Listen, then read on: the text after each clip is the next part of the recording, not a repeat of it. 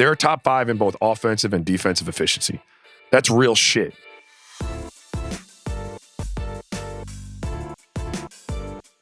What's poppin'? Welcome to another edition of Real or Fake. Logan Murdock, Bell. We're here to talk about the Utah Jazz postseason aspirations. If they're real or fake, let's start off with their biggest strength. I'm going to go first. I'm going to go with their biggest strength being their defense, led by Rudy Gobert, third best in the league. Rudy Gobert, again, is in Defensive Player of the Year conversations. That is going to lead them through. That has always been their calling card. That has always been what makes them really good and what makes them the top team in the Western Conference. Utah Jazz are legit, and the reason why they're legit is because of their defensive prowess, Raja. Yeah, I mean, they're great defensively. I'm gonna go on the other side of the ball, though. I'm gonna say it's their three-point shooting. They lead the league with 16.8 threes made per game. They've really made a nice transition over the course of the last 7 to 8 years from an old school type of slow you down, put it inside type of team to the modern day, standard for NBA, move that ball and everybody's eating from the 3-point line. So their ability to shoot the ball, is one of their strengths. They lead the league in 3-point shooting. Now, that's all well and good. Let's get messy, Raja. What is their biggest weakness? Their biggest weakness is star power, man. It's an issue. Donovan Mitchell is a star. He's been injured lately. He's not a superstar though, and sometimes when the playoffs come around and fouls aren't as easily earned, you got to have those stars. You have to have guys that either can command a whistle under circumstances where whistles aren't blown a lot, or can just straight out, you can give the ball to and get buckets.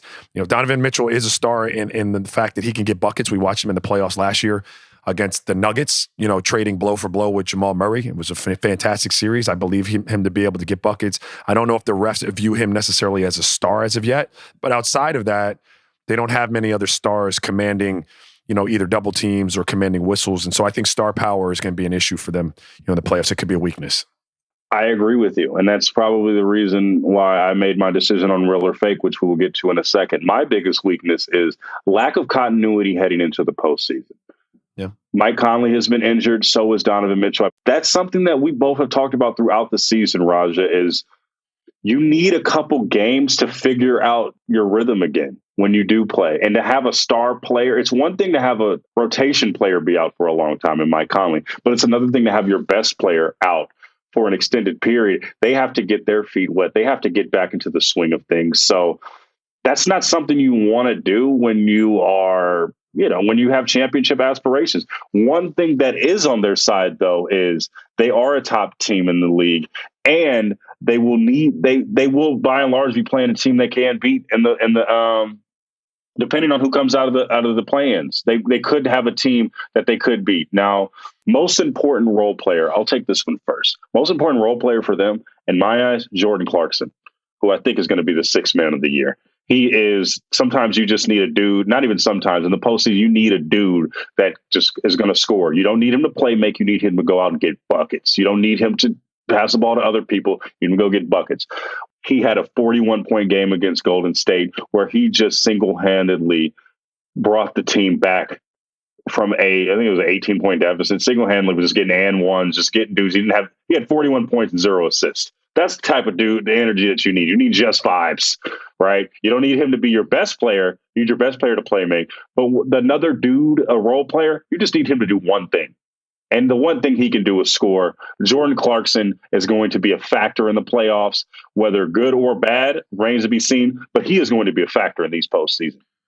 Well, they're going to need him to be. I agree with you. He's going to be their most important. I wanted to go with other guys a little deeper down, on the role player list. But for the reasons you articulated a minute ago with both, Spider Mitchell and Mike Conley out of the rotation and haven't been out of the rotation, right up until when the playoffs start, it's going to be even more critical that Jordan Clarkson is firing on all cylinders and being able to carry the lion's share of the scoring for that team, because those guys might miss a couple beats coming back. Might take them a minute to get their sea legs under them and really start producing at the level that you're used to seeing them produce at. And so Jordan Clarkson is going to have to be the breadwinner offensively. If that's the case, he's their second best scorer, anyway, I think, during the regular season. So, he's going to have to keep that pace. But in a scenario where those guys come back and they're not ready to really be themselves yet, he's going to have to keep that thing afloat offensively. So he is definitely the most important role player. Now, let's get to it. Let's get to the what we've all been waiting for. Is this team real or fake? I'm gonna go first on this one. They're fake. The reason why they're fake is what you referenced before: lack of star power, and their star that they do have isn't. He hasn't proven to be generational just yet. Yeah. In Donovan Mitchell, and even then, there's just a bunch of really good dudes. And I don't think, unlike the Bucks, where you have a Giannis who is a generational star, who might be able to carry you further. This one, you just have a star player. You have a top 15 guy on your roster. So, for that reason, I think that they're fake. What do you think, Ratchet? This is a really tough one for me because I agree with you 100%. I don't remember the last time someone won a championship without that generational star on their team. And I don't believe Spider Mitchell to be that yet. I think the jury's still out. I think he's, possibly on the way. I'm going to say they're real, though, Logan. I'm going to say they're real, and here's why. Because you want Walters? You just want Walters next year when you come down? Yes, because I want things to be laid out when I hit Salt Lake and I'm up in the Park City area skiing with the family, all right? Don't forget me. No, but real talk. They're top 5 in both offensive and defensive efficiency. That's real shit. There's no chinks in that armor other than they don't have a true generational star. They are sound on both sides of the ball. They can beat you having off nights shooting it. And they can run you into the dirt when they are shooting it really well. So it's sustainable. And then you're talking about a landscape of the Western Conference and for that matter, the NBA, where I don't have a team where I put my stamp on it like I do in some other years where pencil this team in for the Western Conference, pencil this team in for the Eastern Conference. That doesn't exist. We're talking about the Lakers, super injured. They got guys out. You don't know what LeBron and AD look like. They're trying to figure it out. The Suns have been a great story, but I don't know that I'm ready to stamp them as a definite finals contender coming out of the Western Conference. And then when we flip to the East, it's wide open. All those teams have flaws too.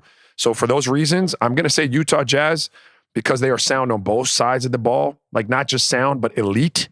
They are a real one and someone to be considered for a possible championship contention.